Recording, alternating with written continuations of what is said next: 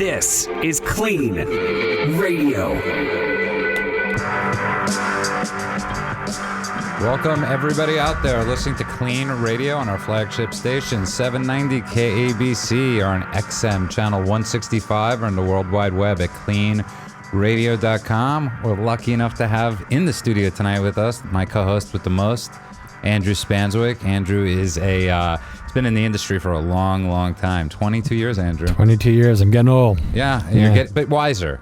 Wiser and old. Yeah, wiser, and you've owned psych hospitals. Now you've pretty much. It was really cool, actually. We had a meeting the other day, and I'm like listening to you on the phone, and you're talking to somebody about your resume, and even as I'm sitting there, I'm like, okay, that's pretty cool. I get to ask this guy a lot of questions about mental health, considering I need it. Well, it's good to see you, Judah. How you doing? I'm great. And we actually, people ask me all the time, do we hang out together, or are we just, and I say no. But we actually had a great weekend. We hung out together. We actually went to the movies. Yeah, we went to the movies. It's like a double date. Yeah, let's not talk about what movie, because I don't want more people to go see it. But one of the topics on tonight's show is how to deal with stress, how to deal with stress sober. Which going out with you created. It created more stress. And I want to tell you something actually really funny that you bring that up, because we went to the, and so Friday night I wanted to get tickets. Right. And I ended up losing my bank card. My girlfriend lost my bank card. Right. So it caused a lot of stress, but more for her Friday night. I'm sober quite a while. Losing my bank, what I've gone through and what I've gone through, losing a bank card really doesn't relate to stress, but I was really happy with especially that. when you don't have any money in your account. That's exactly right. I really wasn't worried about much being stolen, but it's amazing how many years ago a situation like that, like losing my bank card, the powerlessness of it, people do have reactions when they lose their wallet. They lose, especially in people in early sobriety. I can't tell you how many times I get phone calls from people, from past clients, from friends that call me up and go, "I'm stuck in traffic. I want to drink." Yeah. And I know when I talk to them, that's their first thought really is. Well, it's that feeling of not being able to control the situation, and then the stress that comes on with it. And so that's a very triggering sort of situation for people. And people that are used to dealing with numbing any type of feeling with alcohol or opiates or another type of drug, that's their first reaction, is immediately to get rid of the feeling. Right. Not deal with the situation or find a way to cope with the situation. And it's amazing how it goes to the first thought. Because it's the easiest way to self-medicate. Right. And that people have thought that's their best coping skill at that point. But that eventually ends. I mean, I want to share the hope with people. Not always. Unfortunately, some people, will die of addiction. No, but I'm saying when people are sober, eventually the first thought after you're sober a bit of time isn't, I want to go drink when I'm in traffic. It's, just relax, enjoy it. You're stuck. Listen to the radio. This too shall pass. Listen to KLEAN Radio. That's exactly right. That podcast as many of our episodes as you possibly can, by the way.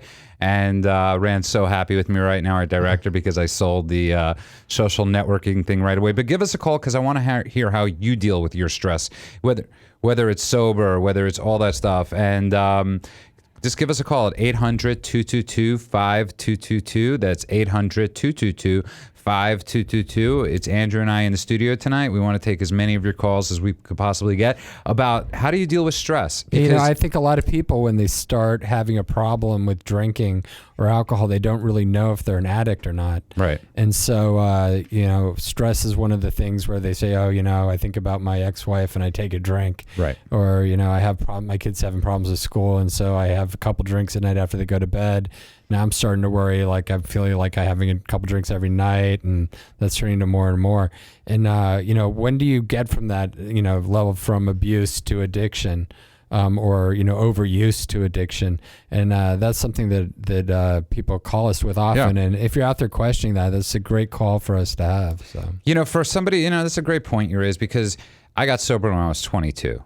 And I often say to people, I didn't cross a line. The second I started drinking, there was no line. But I think when people get older and they have more manageability in their life, that line is a little harder to see. Well, I think there's different kinds of alcoholism, and there's some people that are just genetically predisposed to, as soon as they are exposed to alcohol, will begin a very high level, advanced stage type of alcoholism, where they are fully addicted, can't stop drinking. They have a very distinct change in personality from alcohol. There's other people that have alcoholism that's come on from long-term progressive and escalating drinking through tolerance. So the more they drink, the more they have to drink to get the same feeling, and eventually gets to the point where they're drinking, in excess to the point where it's really damaging their health. And one of the things reason I want to talk about coping with stress tonight, I just want to give a shout out to your dad, who's, going through major issues right now. Yeah, he's got multiple myelomas and Sloan Kettering, getting some of the best care in the world. But you're being a sober son, you're being, you're accountable. I know you're on the phone with your mom all the time, but those things do get stressful. It's not always easy. No, it's tough, dealing with family issues and life and death and, the realities of the world. I mean, life can be very challenging, and it's important to have a good support group around you. And I think a lot of times, though, when people do get sober, that's one of the hardest things, because they think for so long they avoided reality. Mm-hmm. They avoided the reality. So often we hear people say, I was never sick when I was drinking and using. And we always say to them, it's because you didn't know. And it's the same thing with family issues. People find when they get sober, they're having these family issues. They were always there. Yeah, well, you just weren't always life was always there. You just weren't present for it, is what I'm. Sure. I mean, with terminally ill, my father's terminally ill, but he keeps fighting. They give him 4 months to live. He's been living 3.5 years now. He's in for a second stem cell transplant, and it was really rough the last 3 days, but looks like he's coming through a bit again. So, there's always hope, and I think a lot of it has to do with mental mindset and being willing to tolerate short-term pain for long-term gains. And I think right now where we are, like last week with the bombings and the fires, one of the reasons I also want to talk about this was because I was in New York sober on 9/11, and I remember going to meetings afterwards. I'd go in the village right down the street from where the fire station was, where a lot of the, firemen lost their lives. And I remember being there, and I remember just the, the hope, as I sat in these meetings. I wasn't hopeless, and I feel like a lot of people out there are hopeless a little bit now. Well, we've got the bombings in Boston again. All these things cause uncertainty. A lot of the problem is people watch TV over and over and over again. And there is some evidence that people get traumatized by watching things repetitively, traumatic events. And also, statistically, I mean, it's a horrible event, but the odds of it happening to you are very slim. You're much more likely to die in a car accident. So, the media way overblows the coverage of it. Coverage of, not to say that it's not important, that we shouldn't be very vigilant. And obviously, it's something we want to stop. If at all possible. But I think, if you look how it was handled, it was quite a good group of cooperation. Amazing. I mean, unlike I've ever seen and before. That's where the hope is. Yeah. And that's... Well, it's the idea that you can learn from your mistakes. Right. You can evolve and develop better systems. So, same thing with addiction. People that have poor coping skills, they're sort of what we call developmentally arrested. So if they start drinking or using at a young age, they're kind of stuck there. They're now 30 years old maybe, but they have the coping skills of a 12 or a 13-year-old. At best. At best, yeah. And so if you're just tuning in or you're just listening, you're listening to KLEAN Radio. We're talking about coping with stress in a sober way. And this isn't just only for people that are sober, but this is also for people how to handle stress and not blow up at people. And also the stress of dealing with someone that is an addict in your family. So give us a call with your thoughts. The number is 800-222-5222. That's 800-222-5222. Let's go to Brian in Cape Cod, Massachusetts. Welcome to KLEAN Radio, Brian. Hi, how you guys doing today? Good, how are you? Good, Brian, how are you? Well, all right, I guess. I mean, it's been a rough week for you guys. First-time listener. I just, oh, great. Welcome. I happened to turn it on, and 5 minutes before I called you, before I got you guys on the radio, I called the local place. I'm going into a detox tomorrow. It's called AdCare. I don't know if you're ever in Worcester. AD, alcohol drug care. Get it? AdCare. Yeah. And so, I got a lot of stress, and the winter it's been hard. There's nothing else to do here on the Cape. It's Desville here. Summertime is when everybody's here. What are you going into detox for? Alcohol. Just alcohol, just straight alcohol. Yeah, straight alcohol. Yeah, it's just too much, you know. How much are you drinking a day? Honestly, almost a half gallon vodka a day. All right. He's so like me, a pure alcoholic. Yeah. Yeah, and you know, I'm disabled. There's nothing going on, and you know, winter. How else you gonna let the time go by unless you either have a job, which I'm disabled. I don't have a job, and Right. you know, all my so-called friends come over all the time because they know I have it. You know. Right. And Well, when I got people around, they get me to drink more and more, and the next day I feel like crap. Brian, Yeah. if you don't mind me asking, what is your disability? Mental. I was hit by a car when I was very, very young, and you know, my brain is not what it used to be. So. Whose is? But and Brian, I'm really sorry about the events that has it been really rough out there, especially with what's going on in Boston since you are in Cape Cod. Absolutely. Oh, that too. You know, absolutely. I look forward to that thing every year since you brought it up, and I couldn't believe it. But for you as an alcoholic, and this is important to talk about, it doesn't matter, you know, as an alcoholic over here, it doesn't matter what day it is, I drank. Right. It doesn't matter time, place, or thing. Right. And especially with it gives me a reason to do it, and that's not a real reason, you know. Brian, Well, it's not a reason; it's an excuse. Right. And you know, there's a real difference there. But at the same point, it sounds like you're drinking enough that you're pretty much physically addicted, and I'm glad that you are going to a detox where you can get proper care. A lot of people I have one or two brain cells left that I can get my head going. And a lot of people try to stop on their own. Very dangerous. And it's very, very dangerous to just stop drinking immediately.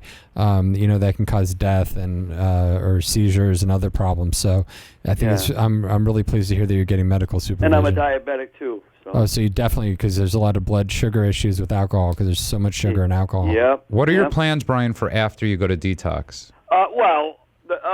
I've done this before. I'm ashamed to say, and it didn't work. Hey, but, Brian, don't be ashamed to say that. The fact that you're going again is the redeeming factor there. That's where the strength is. And Brian, I always say this to people, the great program of Alcoholics Anonymous was started by relapsers. It took Bill Wilson many tries before he got his first couple days sober. Yeah, well, you know, I have heard the story a few times, and maybe this time I'll definitely listen to every word, you know. But when I go here, I'm going to set up with AA meetings, and they say get a sponsor, you know. Right. And Brian, listen, here's just a suggestion. Give us a call. You know, it's a free number. It's 888-601-6040. We'll keep you on hold after. Just take that number down, because when you get out of detox, if it's a little rough, give us a call. You might need a little longer. You know, Brian, Okay, also, you talked about having some early trauma with a car accident when you were young. Was that to the front of your head? Yes. Okay. To the left side, So quite often frontal brain injury, the frontal lobe, that's the part of the brain that controls impulse and compulsive behavior. So the fact that you've developed alcoholism might have to do with your inability to actually control compulsive acts and behavior. Do you have other types of issues like rage or anger He's from Boston. He's from Boston. Yeah, they have a... Yeah. You know, I'm one of 11 kids, and my whole family, they're all married and got kids of their own. I'm the only one single, and I know I got a problem. I absolutely know it, but when it comes time to talking about it, I don't want to hear about it. You know. Yeah, I really think you should also, besides just getting medical detox, speak with a neurologist. Sorry, and just have them review your old CAT scans, maybe take a new one and see what's going on. There's a lot of good new medications that help with frontal lobe injury now that might give you a little bit more control over compulsive drinking. And Brian, one more thing. How old are you, by the way? I'll be 55 next month. Okay, 55 is the new 25, just so you know. And to everybody out there that's listening that's your age, and I think this is important to know, you could get sober at any time. Pat Summerall, God bless his soul, who died last week, was sober about 20 some odd years. An amazing guy. Pat Summerall, an NFL kicker, best broadcaster ever. Had to have a liver transplant after being sober for 6 years, and he died sober, and he got sober later in life. And I love Pat Summerall. He's a giant, and I know you're probably not a Giant fan, but we're not talking. Oh, well, I do know Pat Summerall very much. Yeah. So look at somebody like that had a great amount of years. If you're when you're in detox tomorrow, that's what I want you to think about. That when you're getting hopeless, I want you to think about people out there that like Pat Summerall, who've gotten sober later in life, who are who did amazing. Right. And so don't give up hope, because you could get sober, you get sober tomorrow and live a whole new life. You know, Well, meet the girl. I'll tell you guys real quick. I just turned the radio on. I said, I want to hear a talk. I'm in the mood for talk radio. And you guys brought up that subject, and I said, oh, my God, I just made a phone call, you know? That's amazing, Brian. So I had to call up. And, you know, we're on Facebook. If you have it, just go to Facebook/KLEAN Radio. It's Clean with a K. Clean with a K, but stay on hold, because I want you to talk to our director, Rand, okay, who's from Boston, too. Okay, sure. And- Wow, is she really? Yeah, yes, he is. He's he is. he's a Okay, hope sorry. to die Patriot fan, a Right, little you annoying. guys commiserate. But he's bought us dinner the last couple of years on losing bets. But not that we gamble on Clean Radio. Okay, Brian, please stay on the line. Boston strong, okay? Absolutely, and I was born at Mass General, by the way. Right There on. you You can go. talk to Rand. I think he was born somewhere. I'm not sure. Okay. He was born in the back of a Yeah. car. And thanks a lot, Brian. God bless and Thank good you. luck. Thank Thanks, you very much. Brian. Thank you. And if you just tuned in, you are listening to Clean Radio. That was Brian calling from Cape Cod, Mass, who's checking in tomorrow to a detox, who everybody out there wanted them to send them some good waves of, you know, getting sober, because, Andrew, at 55, you could still do it. Yeah, sure. And you were talking before the show. Give us a call, by the way. The number is 800-222-5222. That's 800-222-5222. You're talking about you know, I hate using the word geriatrics because it Right. sounds bad. Well, it's a medical term it's- for people that are really over 65, basically. Right. But we are finding a lot of people these days over the age of 65 who are dealing with addiction. Well, especially with now opiate pain pills like oxycodone, Vicodin, you know, these drugs that are often used temporarily, and then people just get it stuck on them, or they forget to go off them, and the doctors don't really pay that much attention. It used to be that it was sort of considered okay to medicate fairly heavily with pain medication the elderly, assuming that their lifespan was in the mid 60s. Right. late Not 60s. realizing they were going to be another 30 years. Right. And now people are living into their 70s and 80s pretty regularly. I mean, if you make it past 45, odds are you're going to make it into your 70s or 80s. So, you just can't have addiction for 20 years. And plus, it's a miserable way to live. So chronic pain and problems like that are miserable as well. But there's other ways to cope and deal with them. Or there's better ways to manage the medications that might be opiates or painkillers in ways that are not quite as destructive as some of these stronger ones that are out there right now. So let me ask you a question. And we were listening, before the ABC News was reporting about Reese Witherspoon the other night, and her husband getting a DUI, whatever the case is, and we have this drummer, the bassist for Three Doors Down, is being charged right now with vehicular homicide. Do you think people out there are still to this day take DUI seriously? I think they do, but once you start drinking, it becomes a different story, and they say you can drive drunk about 2,000 times before you get pulled over, statistically. So, the rates of DWI or DUI arrests have been slowly declining, but and people do seem to be more aware of it, and more people seem to be more likely to stop their friends from driving. But even I've been in a situation where I've been out with people and I'm sober, and there's a drunk guy and he just won't give up his keys. That for happened to anything. me on a date. Yeah, and he's gonna drive, and it's and he ended up getting a DUI about 2 years later.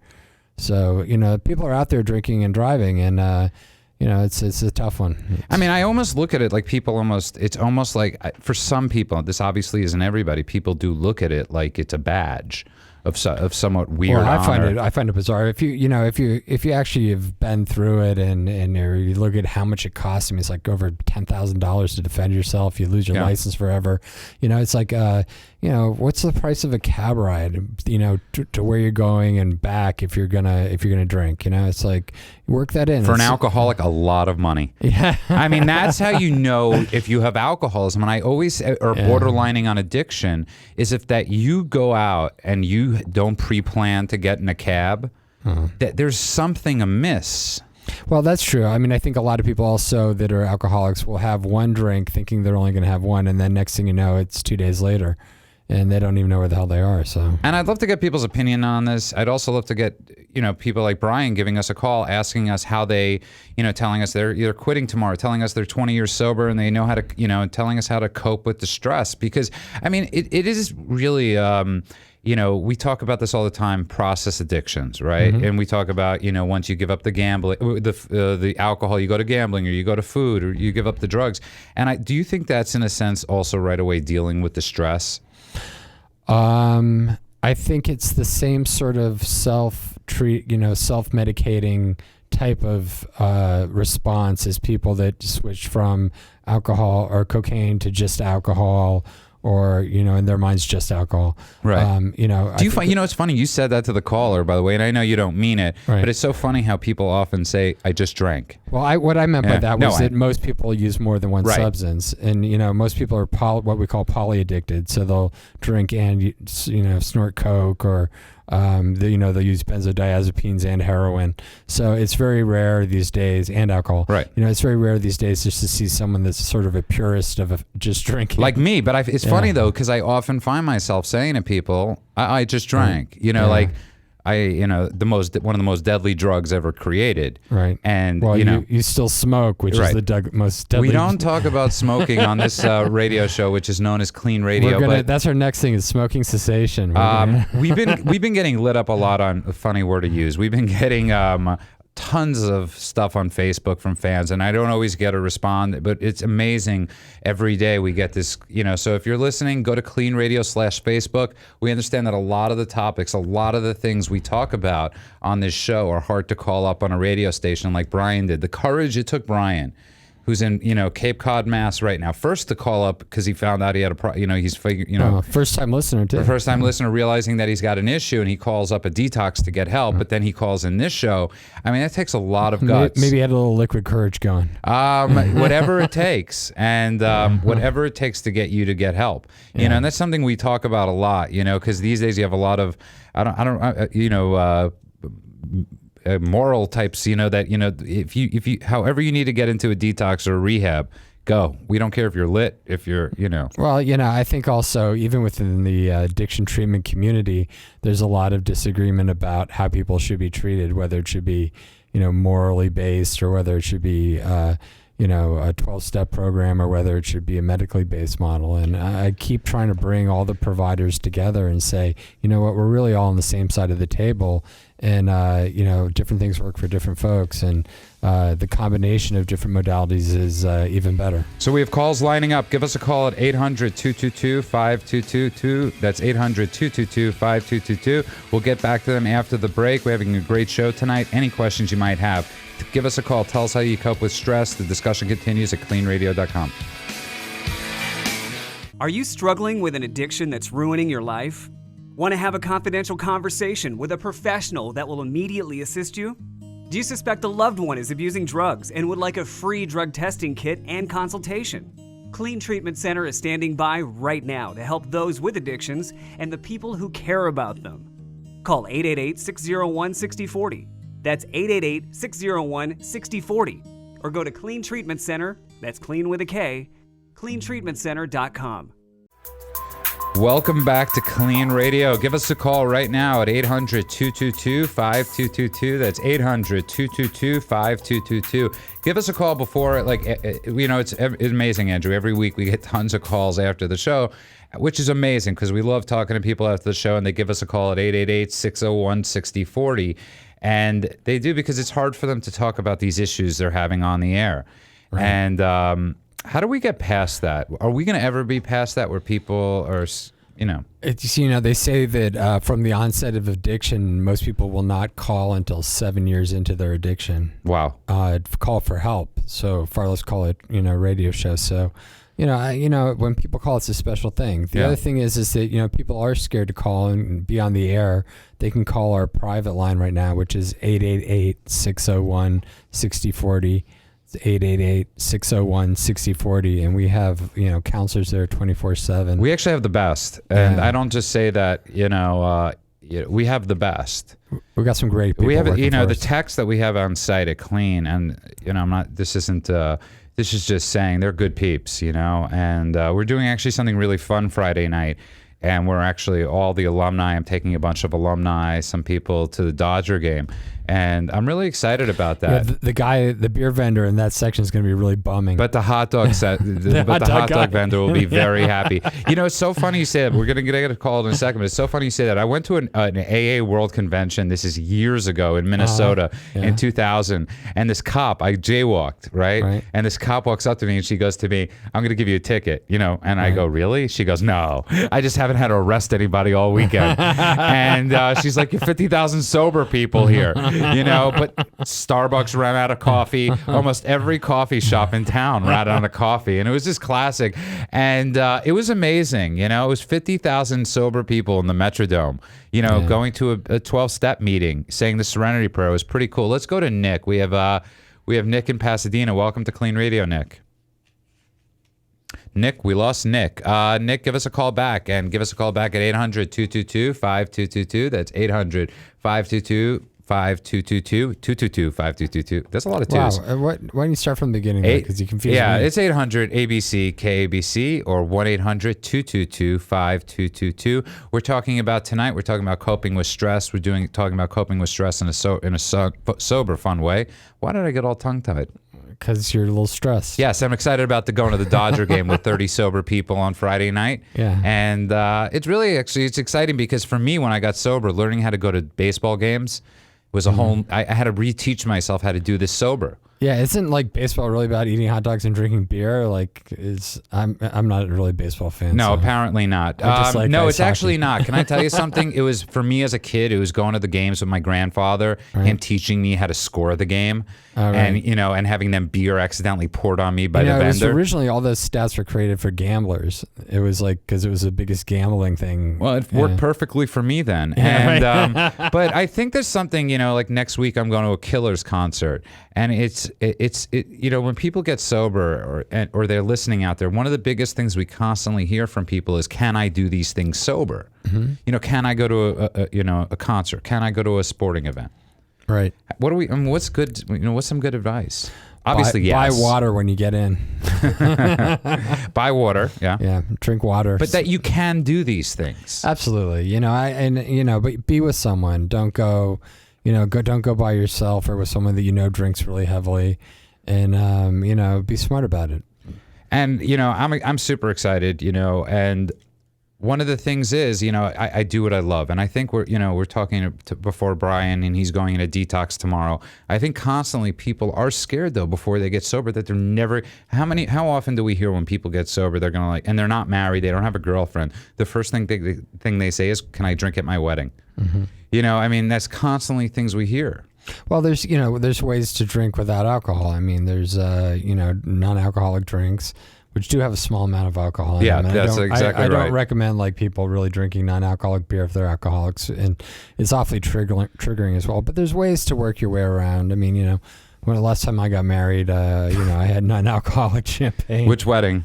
That was number 3. Okay. So, yeah, this isn't a wedding advice show. Yeah. Definitely not. It's not the hour of power. And have you ever woken up to that on a Sunday morning? It's quite fascinating. If you go to bed and you wake up on the TBN network and you wake up to like Benny Hinn. No, it hasn't happened to me yet. Yes, it happens to me. And I wake up to the hour of power. I'm feeling godlike in the morning. But give us a call. You are listening to Clean Radio. Give us a call at 888-222-5222. That's 800-222-5222. Let's go to Burke. He's in Newport Beach. Burke, welcome to Clean Radio. Hey, how you doing? Good. How are you? How are you doing? Good.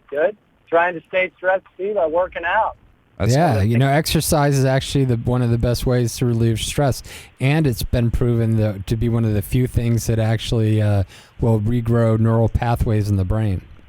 Yeah, I'm a big believer. I've been sober a long time, and an hour on the bike a day, and I don't eat as much. I don't stress as much. How long are you sober, Burke? 18th year. And so when did you start getting into that? Was it right away, or did it take time? You know, I waited a year or two to get back into any kind of normal behavior. You know, just at the recommendation of the people that were helping me out, they said, hey, why don't you just, you know, hang around other people that are sober and just kind of take it easy. Yeah, one of the things to watch out with exercise, though, is, you know, to work with a trainer at first and make sure you don't overdo it and a lot of people end up having compulsive problems with exercising, and then that can lead to eating disorders as well.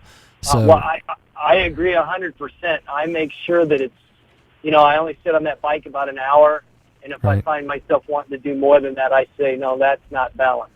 right. And it's so funny that you say that, both, because I often I'm gonna work out tomorrow. So I go down, I lay down on the floor in the morning, I do 50 sit-ups, and I can't move that night, and I don't exercise for 2 more years after that.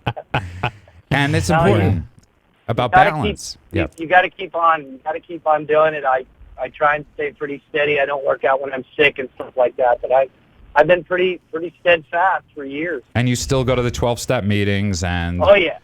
So, I mean, Andrew, it's so important what he's saying is because we're 12-step advocates, but we're also advocates for the mental part. And you're talking about right now working out is the mental. Well, I think there's a whole range of what we call acuity. Some people are sicker than others, as they say. Yeah. And, that's not to mean that the struggle of just being alcoholic isn't extremely difficult. It is. But, there's other people that have mood disorders mixed with alcoholism, and that's another whole bag. So, and which is why working out is so important, too. Yeah, anything that helps regulate their mood through and relieves stress and, just makes the body healthier, of course, is going to help. I mean, it's amazing. So you're 18 years sober, you work out a lot, you're obviously, fit. And I think for the people out there that are listening, it's hopeful to hear somebody like Burke calling in, going, it's 18 years later and I'm healthy. Burke, 18 years ago, how bad was it for you? Do you remember? Bad, real bad. Can you describe it a little bit? I liked drinking and other issues, and I didn't believe in doing it once in a while. So during I only was out for 10 years, basically. I started kind of late in life and ended it right after that. And, I didn't believe in, just doing it once in a while. I wanted to do it all day, every day, so I immersed my life in it and just burned the house down. It's amazing, though. I thought you were really, I was going to say, when did you get sober? When you were 22? Because you sound extremely young. Well, I got sober when I was 35. I only started drinking when I was 28. Wow. I'm not terminally unique. I stay away from that, but I do have an odd story. I didn't drink and drug when I was young. It's actually, that's not that odd. We see a lot of alcoholics and drug addicts come in where, they didn't even drink through college or in their teens for whatever reasons. Mostly it's from parental pressure or something traumatic happened to them, or they had alcoholic parents, and then at some point they start using, and then it's sort of like delayed onset, and then it comes on. Well, I was an athlete, but I basically like to sum it up where life was fun. Right. Until I was about 28, and then that little hit of boredom set in, and then I started noticing other people doing the drinking and stuff, and it looked like they were doing it with impunity. And I was like, hey, you know what? Let me give this a go. Yeah, but I think it's important, Burke. Also, Burke, I think it's important what you just said, because you said you drank for 7, you used for 7 years, and I didn't. I mean, I got sober when I was 22, so it was basically 15 to 22. And when I first started getting sober, I used to feel like less than a little bit. I would hear from people saying, I used for 38 years. And it was a little intimidating for me in the beginning, but because I was like, did I not do it long enough? And anybody that knows me 6 rehabs later knows I did it long enough. But when I first, and that's why we don't do war stories so much. Well, it's like, they say one seizure is one seizure too many. If you, as soon as you realize that you've got a significant problem, it's time to, do your best. I've actually never heard that before, but that's what I'm going to put up on Facebook tomorrow. Okay. And Burke, hopefully you go on to Facebook and like us, and just stay in touch. Give us a call anytime you want. Yeah, I enjoy listening to you guys. Thanks a lot, appreciate Burke. it. Yeah. Thank you. And if you just tuned in, you are listening to KLEAN Radio. That's KLEAN with a K. Give us a call, 800-222-5222. That's 800-222-5222. Go on Facebook, like us. It's Facebook/KLEAN Radio. That's KLEAN with a K. And tell us your thoughts. And it's amazing how many people talk to us on Facebook. It's a lot of fun. Waking up, you get to talk to people that listen and people that are going through stuff. Yeah, and also the people that get treatment in our center. It's exciting that we're actually reaching people and helping. Yeah, and if you don't want to call, it's an easy way of getting into contact with us. I love a couple calls we've had tonight with Burke. We've had 2 ends of the spectrum. We have, Brian, who's going in tomorrow into detox. very, not a lot of hope. And then on the other hand, we have Burke, who's got 18 years sober, mental, working out everything, and it's amazing, the spectrum. Yeah, and people have to realize that it's never over either. This isn't something that you can cure, and you have to come up with a whole new lifestyle, and it can sound intimidating, but what I find amazing is when I watch people stop using and drinking, the things that seem to be really important in their past all of a sudden aren't important anymore. I can't get sober because I have to go to the recording studio tomorrow, and it's like, and then they get sober and they're like, you know what, I wasn't really doing anything except for drugs in the recording studio. I wasn't doing anything at the recording studio. It's it's like listening to the tapes you made sober. Or drinking weren't that great usually. Exactly. For the most part. Yeah. Clapton might disagree, but he's also sober eons of time. And one of the reasons I brought up this topic, because I was always amazed, Eric Clapton, who openly admits he's sober, just an awesome dude, sober a long time, and he stayed sober. He was one of the first people that found his son, after he sadly fell out of the building and died, and he stayed sober through it. And I always looked at that and I would say to people, hey, listen, Clapton, no matter what you're going through. Well, I also think it shows you how devastating, painful drug addiction and alcoholism can be. Even the death of a son, as painful as that is, that pain is worse. The pain of killing yourself on top of that, you would just be compounding the pain. And luckily, he probably had enough people around him to remind him that, the way to cope with grief and death is not to bury your feelings and to face the fear and the anxiety and the grief and, work your way through it in a healthy way. And that you can do it, Oh, absolutely. The only way you can do it is sober. You can't do it if you're using. And and why does that terrify people so much? What is it? I think a lot of people in America, and this is kind of cliche, but are looking for the quick fix answer. It's like, we want to all lose 50 pounds in 12 weeks, and we don't want to look at long-term solutions to our problems. And drugs and alcohol, especially, the new drugs that are coming out that are stronger and more exact and more refined, they seem like quick, easy answers to problems that are actually fairly complex. And it takes work and effort in life to have a life where you're actually in touch with what your feelings and what's going on and working on your problems. If you don't have problems, you're not doing anything. Hey, I got 99 problems, you know what I'm saying? But I'm blessed that she ain't one. Yeah. But that's all I'll say about that song. But feelings and problems, especially, if you gotta, like the first thing I do every morning is I wake up and I do the three things, if I can, the three things that I don't want to do the most that day. Eat oatmeal. Yeah, I eat oatmeal, which is one of them. Walk your dog. Right. And, no. But seriously, with work, I'll go in and I'll do the first three. That's a great idea, actually. Because if I don't do that, then I obsess about them all day and I get nothing else done. If you get them done first thing in the morning, then all of a sudden you have all this amazing amount of time during the day where your head's clear and you can get things done. You're much more productive. I'm nicest in the morning. But that was a lot of with using was a lot of that. It was that procrastination. It was, my God. It's like we always talk about people, where's your big stack of mail? Any alcoholic, Huge. Somewhere there's a drawer full of unopened mail. There was a trunk full of mail. There was a trunk. Right? I kid you not. Right? If you don't open the envelope, the bill doesn't exist. That it never, or you never called the doctor. Crazy thinking. By the way, if you just tuned in, you are listening to KLEAN Radio. Give us a call at 800-222-5222. That's 800-222-5222. We are having a fun show tonight. We're just sort of a free-for-all, but dealing with how do you, go through life, sober and, deal with your stress. Let's go to Ron in Laguna Beach. Welcome to KLEAN Radio, Ron. Ron, are you in the car? He's really by the beach. Yeah. Ron, are you by the beach? I'm sorry. I can't turn off my radio and talk. I'm in the car. Okay, that's my fault. I apologize. No, don't worry about it, Ron. We'll talk to you in a bit, Ron. And okay, thank you. We'll put Ron on hold. Ron, if you're still there, get to a safe spot. One preferably that's not all beach sounding like.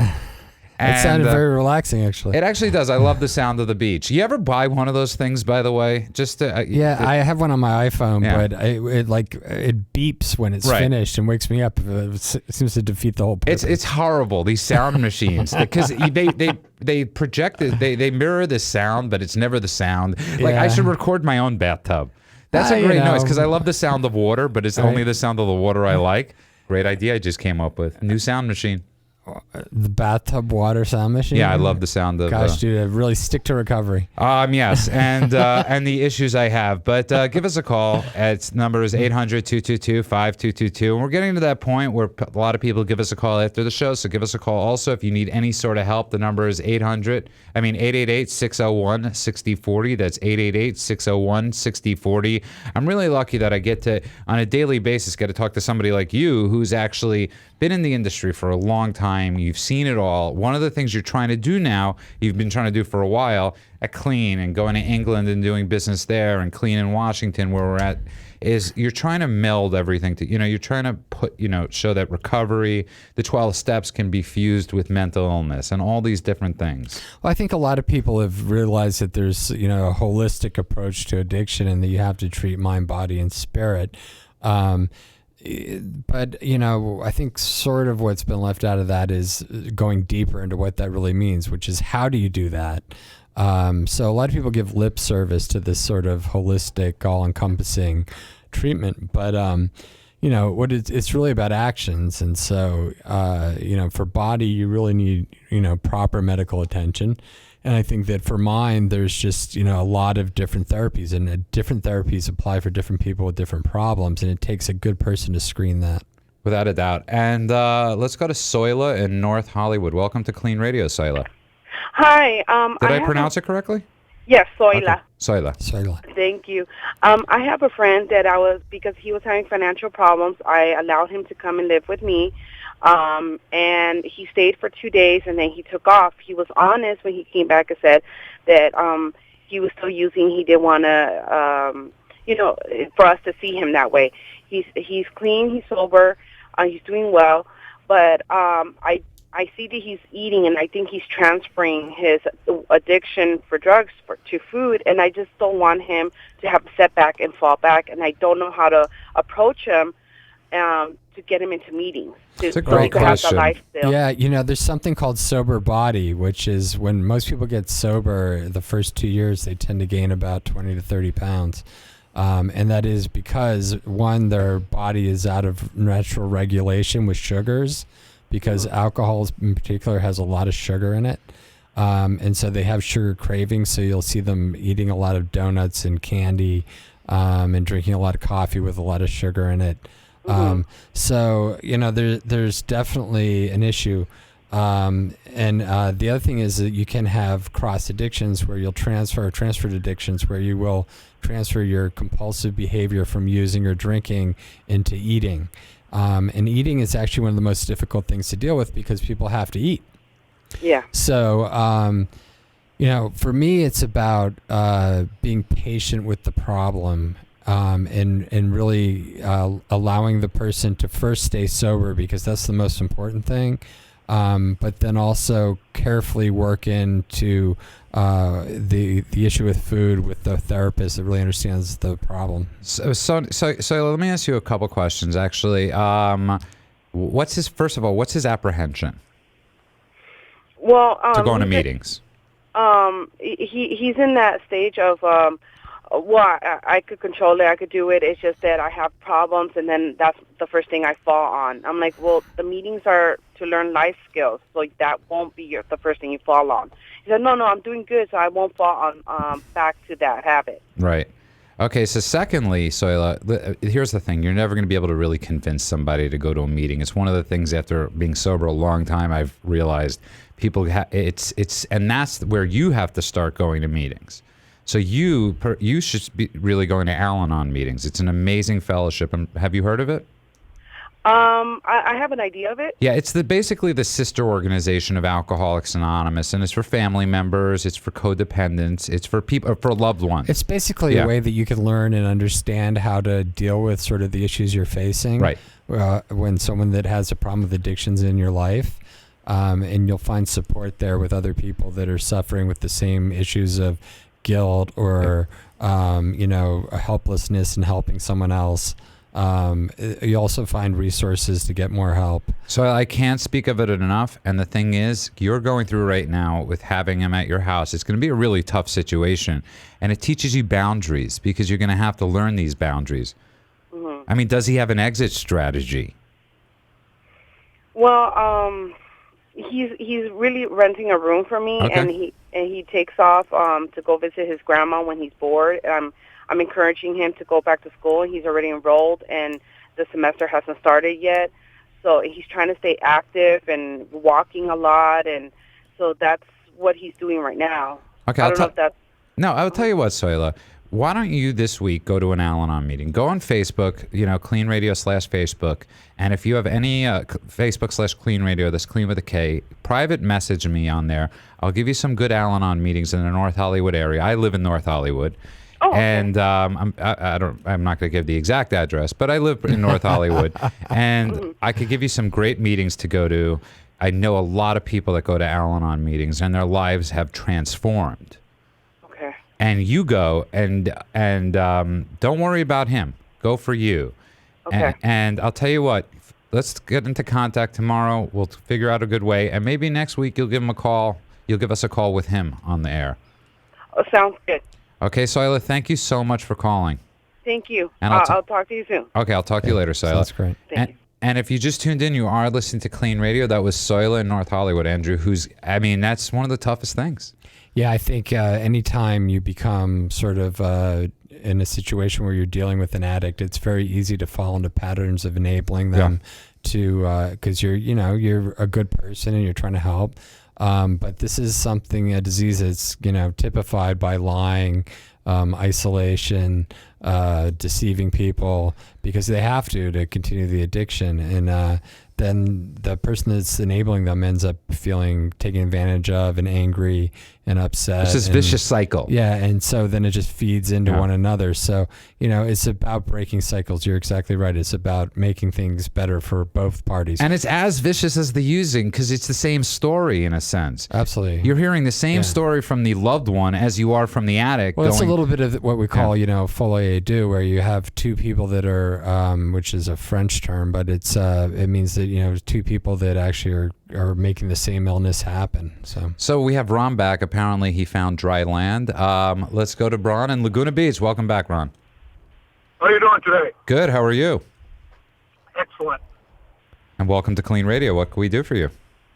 Well, you were talking about stress. Yes. And what I've found in almost 26 years I've been sober is that the only answer for me is to double, triple up on meetings and then, grab that 800-pound telephone and get on a hook with other people. Yeah.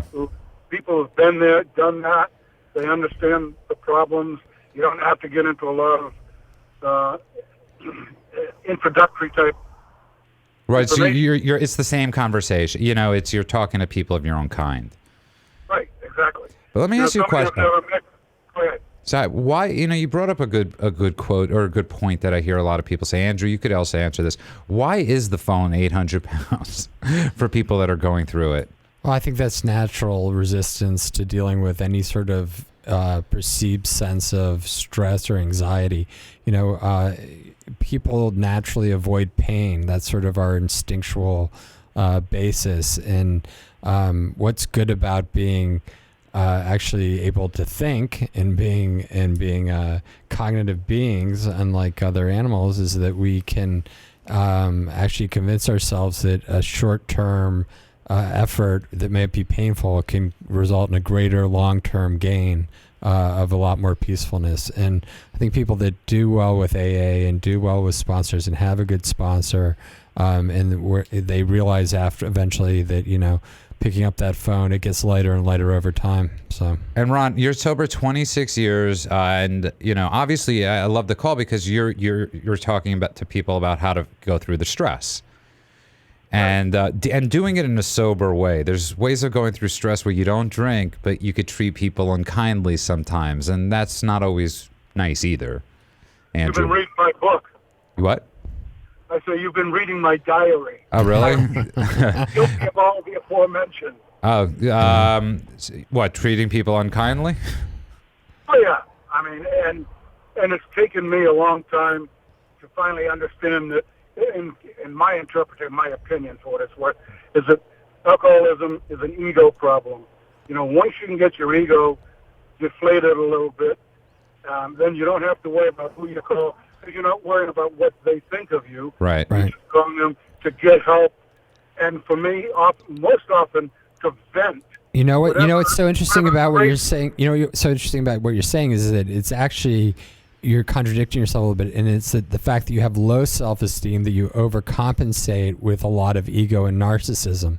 So it's that feeling of emptiness or feeling of unworthiness that makes you overcompensate and try to be something that you're not. And that creates a lot of lying and deception, and that tends to be covered up, you know, with alcohol and drugs that make it easier to do that. Hey, you know what, Ron, I'm going to tell you something, because we got to go in a second, but I'm going to tell you something funny. The other night I lost my bank card, and, you know, we were talking about this in the beginning of the show. My girlfriend got really nervous because she was the one that lost it. And she was so amazed. So you thought. Yeah. But Ron, she was so amazed at how well I dealt with losing my bank card. And she's like, I don't want to say who she said would have reacted differently, but it was an honor. It's an honor, Andrew. And we get this all the time when somebody close to us says, you know, I love how you handled it, because they don't always see how I would have handled it 5 years ago. Well, in homage to my dad, he said, watch how a person handles stress before you get in a relationship with them. That's exactly right. And I've never taken that advice, so maybe I'll start. Ron, thank you so much for the call, and give us a call back next week if you'd like. All right, sounds great. Have a great weekend. You too, Ron. Thanks for the call. Yeah, thank you. Thanks for the call, Ron. And that was a great call. We've had a bunch of great calls tonight in the show, Andrew. Absolutely. I'm happy that you're in the studio. You're not going to be here next week. No, I'm going to be in England again. But we will have an amazing Erica Spiegelman will be in here with me. And we're going to be dealing with a lot of new issues and a lot of different issues. And one of the things that's amazing about that we learn on a daily basis is understanding and how to deal with addiction and alcoholism. Yeah, and you know, there's so much to learn, and there's so many people it's new. You know, we always think that sort of people call in, and we've done this for so long that we think it's, you know, sort of like, oh, you need to just do this and do that. And you know, the truth of the matter is that it's a hard struggle, and just the basic understanding of, you know, that of coming to terms that you have a drug or alcohol problem is difficult. You know, we're just about to go off the air, unfortunately, but if people, you know, are out there and they do have questions or they do want to speak to a counselor, we do have one available. You know, that is our direct number to our group of therapists that are always online 24/7. You can call them at 888-601-6040. It's 888-601-6040. And I want to thank everybody out there that listened tonight. I want to thank everybody out there that called tonight. I want to thank Steve over there. I want to thank Ron over there. I want to thank Rand, the director. I want to thank Patrick. And it's Mark. I was going to say Mark. Oh, man. And I thought it was Ron. I thought I was getting the name correctly. Hey, and I want to thank you, Judah, for holding things together while I've been traveling so much. It's my pleasure and it's my honor. To everybody out there, the discussion continues at KLEANradio.com. Go to Facebook/KLEAN Radio, because we have an amazing conversation going there all week long till next week's show. Talk to you later.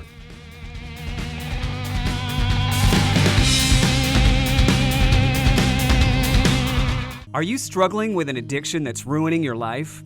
Want to have a confidential conversation with a professional that will immediately assist you? Do you suspect a loved one is abusing drugs and would like a free drug testing kit and consultation? KLEAN Treatment Center is standing by right now to help those with addictions and the people who care about them. Call 888-601-6040. That's 888-601-6040. Or go to KLEAN Treatment Center, that's clean with a K, KLEANtreatmentcenter.com.